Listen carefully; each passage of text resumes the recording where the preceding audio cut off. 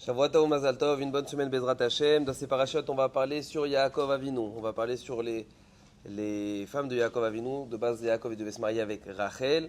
À la fin, comme on sait très bien, le gentil beau-père, Lavan, il a changé Rachel, il l'a mis à la place Léa. Et donc Yaakov il s'est marié avec Léa, ensuite avec Rachel, ensuite avec Bila, avec Zilpa. Maintenant, il faut savoir que déjà avant qu'Yaakov Avinu, il est venu à Haran, depuis que Yaakov il était petit, tout le monde savait, Yaakov, il doit se marier avec Rachel. Donc Rivka, elle avait 2 enfants, et son frère Lavan, il avait 2 enfants, et c'était convenu, comme un arrangement, sans qu'ils ont fait un vrai pacte, mais un arrangement, c'est que le premier fils de Yaakov, qui est Esav, il va se marier avec la première fille de Lavan, qui est Léa.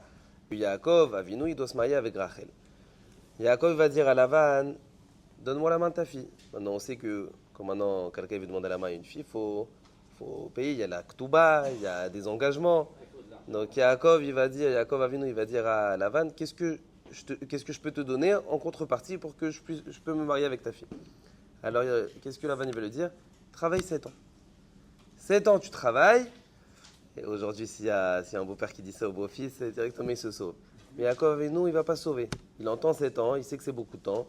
Il va rester, il va travailler pendant 7 ans. Une semaine, c'est énorme. Un mois, c'est énorme. Un an, 2 ans, 3 ans, 7 ans.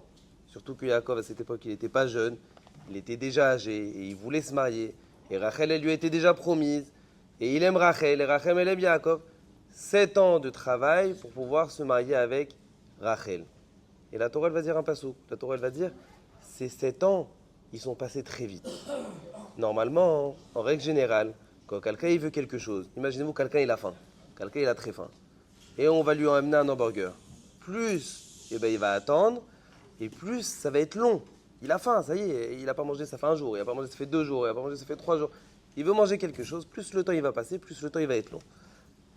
Là, la Torah elle va dire, Yaakov veut se marier avec Rachel, mais les 7 ans ils vont passer Kiyamim Achadim, comme quelques jours. Alors la question elle est normalement, quand on veut quelque chose, le temps il passe doucement. Il ne passe pas rapide. Donc comment c'est possible? Alors, en fait, la réponse elle est de l'envoi. Comment est-ce que Yaakov Avinu, il savait respecter ses femmes, il savait donner de la valeur à sa femme Rachel, et il savait la chose que Akash Baruch Hu lui avait donnée. Yaakov Avinu, il sait que Rachel elle est tzadéket, il sait que Rachel elle est importante. Yaakov il sait quel cadeau il va avoir en se mariant avec Rachel. Donc pour lui, dans sa tête, qu'est-ce qu'il se dit? Il se dit, même si je dois travailler 10 ans, 20 ans, une vie pour avoir à la fin Rachel, c'est pas assez pour avoir ce cadeau qu'Hachem va me donner.